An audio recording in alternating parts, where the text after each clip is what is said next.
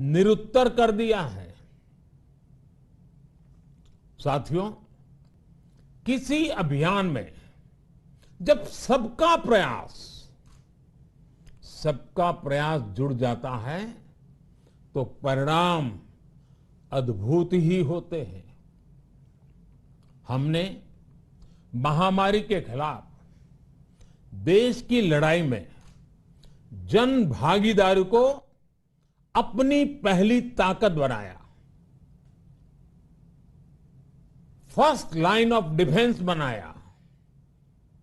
देश ने अपनी एकजुटता को ऊर्जा देने के लिए ताली थाली बजाई, दिए जलाए। तब कुछ लोगों ने कहा था कि क्या इससे बीमारी भाग जाएगी, लेकिन हम सभी को उसमें देश की एकता दिखी, सामूहिक शक्ति का जागरण दिखा। इसी ताकत ने कोविड वैक्सीनेशन में आज देश को इतने कम समय में 100 करोड़ तक पहुंचाया है। कितनी ही बार हमारे देश ने एक दिन में 1 करोड़ टीकाकरण का आंकड़ा पार किया है। ये बहुत बड़ा सामर्थ्य है, प्रबंध कौशल है, टेक्नोलॉजी का बेहतरीन इस्तेमाल है, जो आज बड़े बड़े देशों के पास भी नहीं है। साथियों, भारत का पूरा वैक्सीनेशन प्रोग्राम विज्ञान की कोख में जन्मा है,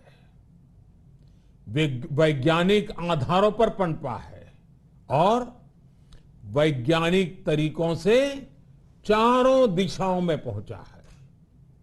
हम सभी के लिए गर्व करने की बात है कि भारत का पूरा vaccination program science born, science driven और साइंस बेस्ड रहा है।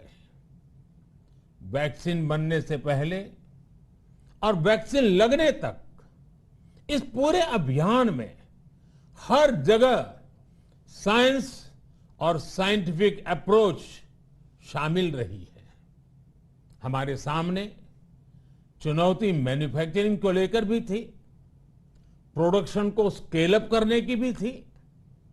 इतना बड़ा देश, इतनी बड़ी आबादी, उसके बाद अलग अलग राज्यों में, दूर दराज इलाकों में समय से वैक्सीन पहुंचाना, ये भी किसी भागीरथ कार्य से कम नहीं था।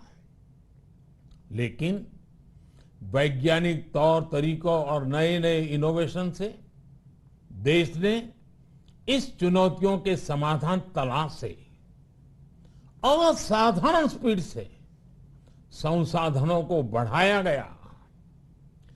किस राज्य को कितनी वैक्सीन कब मिलनी चाहिए, किस इलाके में कितनी वैक्सीन पहुंचनी चाहिए, इसके लिए भी वैज्ञानिक फॉर्मूले के तहत काम हुआ।